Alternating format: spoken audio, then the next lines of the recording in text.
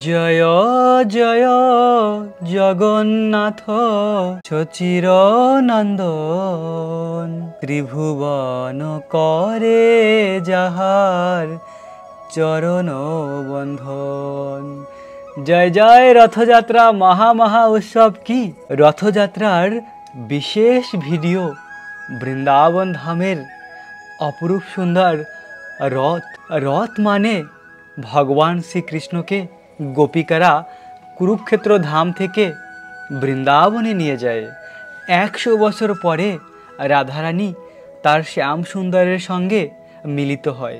আর রাধারানী শ্যাম সুন্দর কৃষ্ণকে বলে, হে কৃষ্ণ, সেই তুমি শ্যাম সুন্দর আর সেই আমি রাধিকা, কিন্তু আমাদের সেই বৃন্দাবনের আনন্দ এখানে পাচ্ছি না। তাই তো রাধারানী কৃষ্ণের রথ টেনে টেনে বৃন্দাবনে নিয়ে যায়। অপরূপ সুন্দর এই রথযাত্রার লীলা। রথযাত্রার মাধ্যমে ভগবান জগন্নাথ দেব এই জগতের সকলকে কৃপা করে। ভগবান জগন্নাথ দেবকে এই রথের উপরে যে একবার দর্শন করে সে আর পুনর্জন্ম লাভ করে না, সে মুক্তি প্রাপ্ত হয়, ভগবানের ধাম প্রাপ্ত হয়। এরকম অপার মহিমা রয়েছে রথযাত্রার। প্রিয় ভক্ত, রথযাত্রা উপলক্ষে আজকের এই বিশেষ ভিডিও আপনারা শেষ পর্যন্ত দর্শন করুন। ভগবান জগন্নাথ দেবের অপার লীলা মহিমা আজ আমরা শ্রবণ করব অপ্রাকৃত বৃন্দাবন ধামকে দর্শন করতে করতে। ভক্তরা কত আনন্দে ভগবানের রথযাত্রা উৎসব উদযাপিত করছে দেখুন। প্রকৃত ভক্তি মানে ভগবানের জন্য জীবনের সব কিছু করা, ভগবানকে ভালোবাসা। আসলে ভক্তি মানে কৃষ্ণের চরণে আত্মসমর্পিত করা।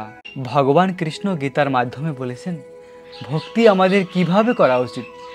মনমানা ভাব মদভক্ত মজ্জাজি মাম নমস্কর।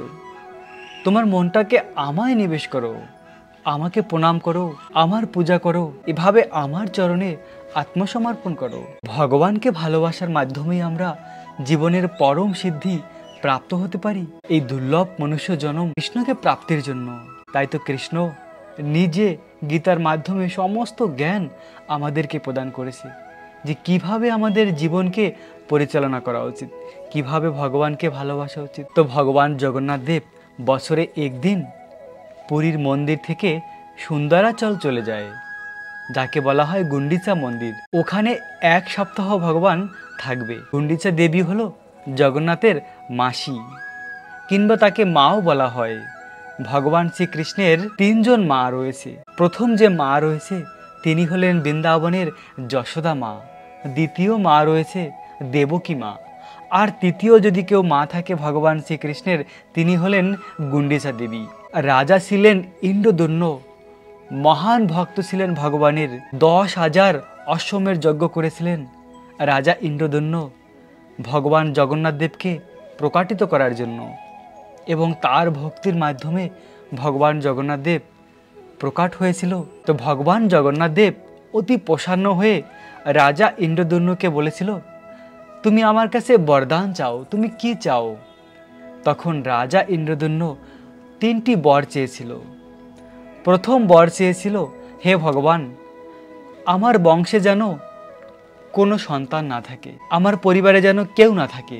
যদি আমার সন্তান হয় তাহলে সে এই পুরীর মন্দিরের দাবি করতে পারে, তাই যেন আমার কোনো সন্তান লাভ না হয়। এ হলো আমার প্রথম বর। এবং আমার দ্বিতীয় বর হলো, দিনের ভিতরে 8 বার তোমাকে 56 ভোগ লাগবে, আর তুমি সবসময় ভোগ আস্বাদন করবে।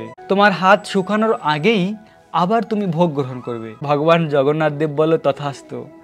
আর তৃতীয় বর হলো, তুমি 24 ঘন্টাই দর্শন দেবে ভক্তদের, শুধুমাত্র 3 ঘন্টা বিশ্রাম করবে, বাকি সব সময় তোমার মন্দির খোলা থাকবে।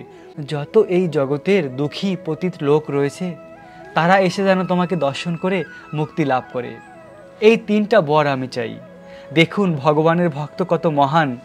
ভগবান বলেছে যে তুমি তোমার নিজের জন্য 3টা বরদান চাও, কিন্তু ভক্ত আমাদের জন্য 3টা বরদান চেয়েছে, নিজের জন্য কিছু চাইনি। তখন রাজা ইন্দ্রদন্যের পত্নী গুন্ডিচা দেবীর মনের ভাব ভগবান জগন্নাথ দেব বুঝতে পেরেছে, ভগবান তো অন্তর্যামী, ভগবান জগন্নাথ দেব বুঝতে পেরেছে যে গুন্ডিচা দেবীর মনে রয়েছে যদি আমাদের বংশধর না থাকে তাহলে আমাদের অন্তিম ক্রিয়া কে করবে, সন্তান না থাকলে কে বাবা মার অন্তিম ক্রিয়া করে। তো ভগবান জগন্নাথ দেব বলল, হে মাতা, আমি তোমাদের অন্তিম ক্রিয়া করব, আমি তোমাদের সন্তান হয়ে সমস্ত কার্য করব, তুমি আমাকে তোমার পুত্র রূপে মেনে নাও। আমার মাতা তো রয়েছে যশোদা মা, তাই তো তোমাকে আমার মা বানাতে পারবো না, কিন্তু তুমি আমার মাসি হয়ে যাবে। বছরে একবার আমি তোমার গুন্ডিচা মন্দিরে যাব, আর ওখানে গিয়ে আমি 8 দিন থাকব। এভাবে ভগবান জগন্নাথ দেব রাজা ইন্দ্রদন্যকে দর্শন দিয়ে তাকে বিশেষ কৃপা করেছে, এবং রাজা ইন্দ্রদন্য অবশেষে ভগবানের দিব্য ধাম প্রাপ্ত হয়েছে।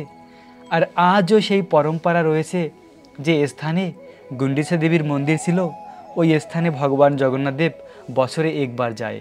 পুরীর মন্দির থেকে 2.5 কিলোমিটার দূরে অবস্থিত।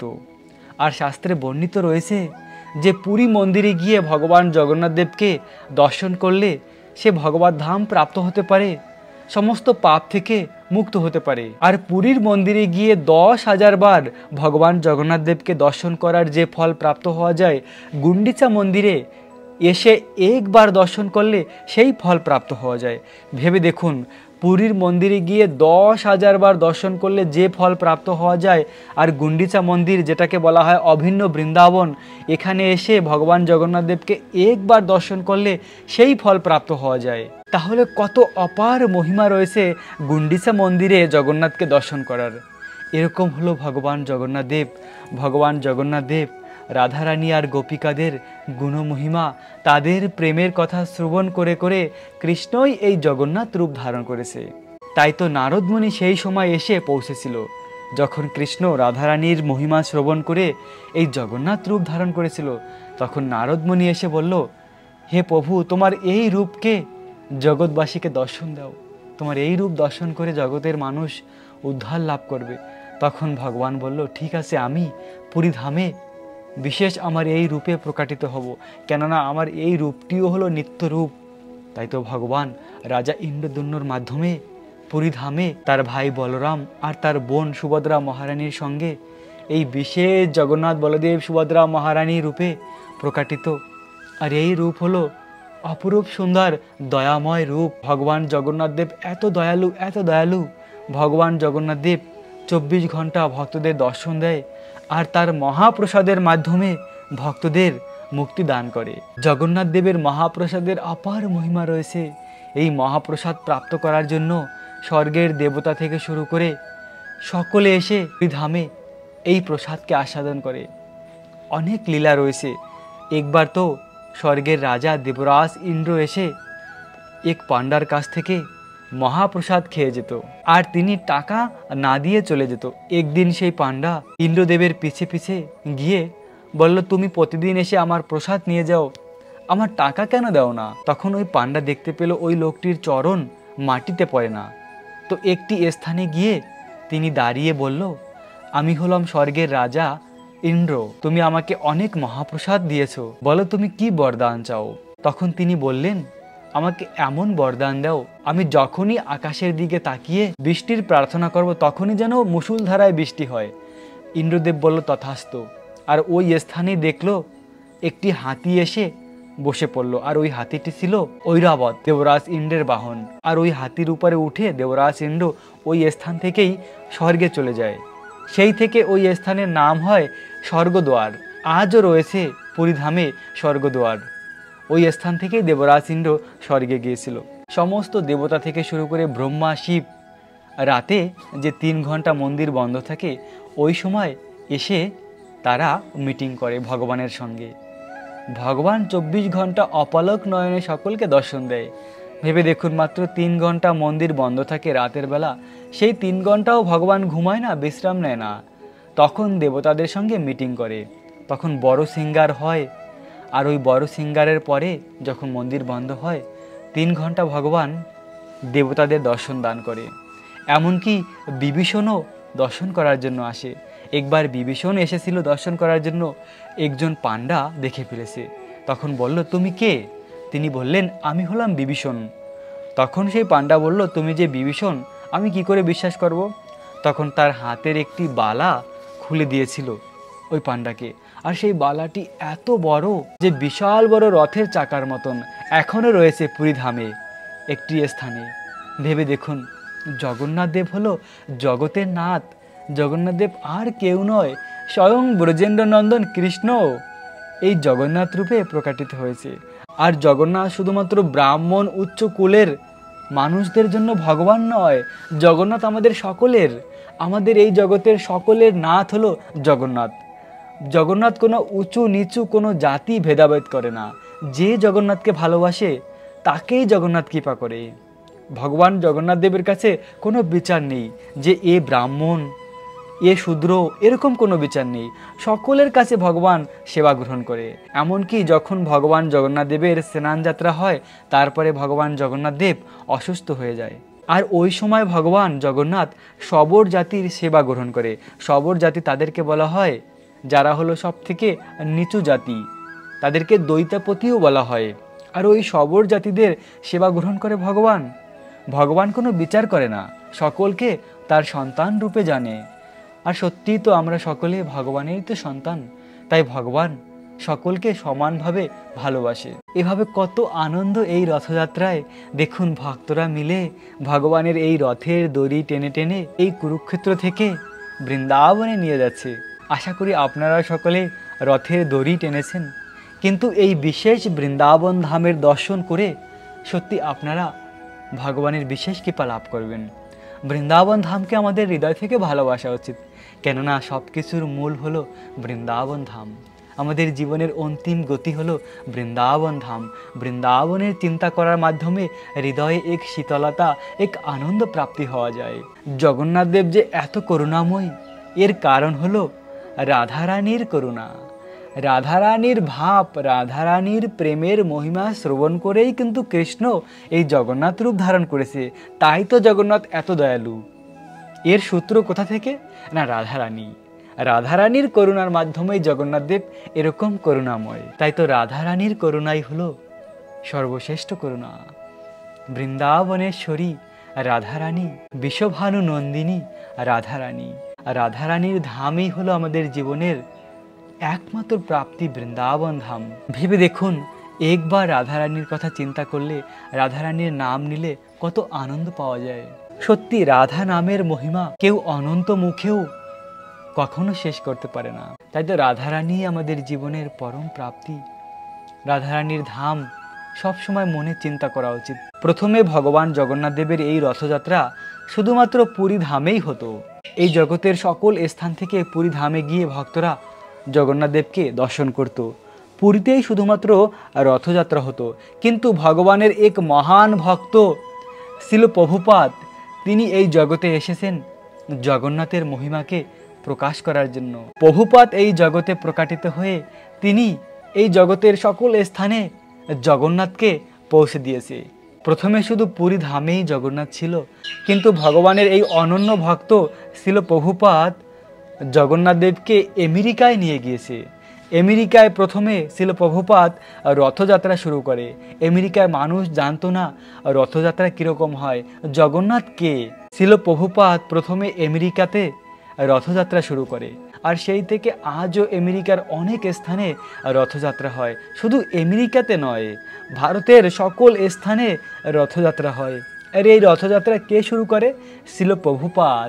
শিল প্রভুপাতেই দুনিয়ার সকল স্থানে রথযাত্রা শুরু করে, কৃষ্ণ ভক্তি সকলকে প্রচার করে। America, Russia, Australia, New Zealand, England, এই সমস্ত স্থানে কেউ জানতো না কৃষ্ণকে, জগন্নাথকে। তাদেরকে কৃষ্ণ ভক্তির শিক্ষা দিয়েছে, তাদের সেই সমস্ত স্থানে রথযাত্রা বানিয়েছে শিল প্রভুপাদ। আজ পৃথিবীর সকল স্থানে রথযাত্রা হয়, জন্মাষ্টমী হয়। সকল স্থানে কৃষ্ণকে জানে, গৌরাঙ্গ মহাপ্রভুকে জানে। কার কৃপার মাধ্যমে? শিল প্রভুপাদের কৃপার মাধ্যমে। ভগবান চৈতন্য মহাপ্রভু বলেছেন, পৃথিবীতে আছে যত নগরাদি গ্রাম, সর্বত্র প্রচার হইবে মোর এই নাম। ভগবানের এই নাম সকল স্থানে প্রচার হবে। আর সেই প্রচার কে করবে? না, ভগবানের ভক্তরা। ভগবান বলেছেন, আমার একজন ভক্ত আসবে, আমার একজন সেনাপতি ভক্ত আসবে, আর সে পাশ্চাত্য দেশে প্রচার করবে। পাশ্চাত্য দেশ মানে ভারতের বাইরে, আর সেটাই হয়েছে। ভগবানের এই অনন্য ভক্ত ছিল প্রভুপাদ এই দুনিয়ার সকল স্থানে কৃষ্ণের নাম প্রচার করেছে। আমরা যে জীবনে ভক্তি প্রাপ্ত হয়েছি এই সব কিছু ভক্তের কৃপার মাধ্যমে। ভগবান কিন্তু ডাইরেক্ট এসে আমাদের কৃপা করেনি, ভক্তদের মাধ্যমেই আমরা ভক্তি প্রাপ্ত হয়েছি। তাই তো সব সময় ভক্তের সঙ্গ লাভ করা উচিত, ভক্তকে ভালোবাসা উচিত। এভাবে ভগবান জগন্নাথ দেবকে জগতের সকল স্থানে ছিল প্রভুপাদ পৌঁছে দিয়েছে। আজ আমরা দেখতে পাই বাংলাদেশ হোক, ভারতের যে কোনো স্থান হোক, কিংবা রাশিয়া আমেরিকা যে কোনো স্থানে হোক, সকল স্থানে রথযাত্রা হয়। ভগবান জগন্নাথ দেব শুধুমাত্র পুরী ধামেই সীমিত নয়, তিনি হলেন জগতের নাথ, আর সেটা ভগবান নিজেই প্রকাশিত করেছেন। ভগবান চেয়েছে যে আমার রথযাত্রা এই জগতের সকল স্থানে হোক, তাই তো ছিল প্রভুপাদের মাধ্যমে সেটা প্রকাশিত হয়েছে। ভগবানের ইচ্ছা ব্যতীত কিছুই হয় না, ভগবান চেয়েছে বলেই জগতের সকল স্থানে আজ রথযাত্রা হয়। আর ভগবানের ইচ্ছাকে পূর্ণ করে তার ভক্তরা। ভগবানের ভক্তরাই ভগবানের মনের ইচ্ছার মাধ্যমেই তারা কৃষ্ণ নামের প্রচার করে। প্রিয় ভক্ত, আপনাদের সকলকে রথযাত্রার অনেক অনেক শুভেচ্ছা, অভিনন্দন। রাখবেন নিজেদের অনেক অনেক যত্ন, থাকবেন কৃষ্ণ ভাবনাময়। রাধে রাধে।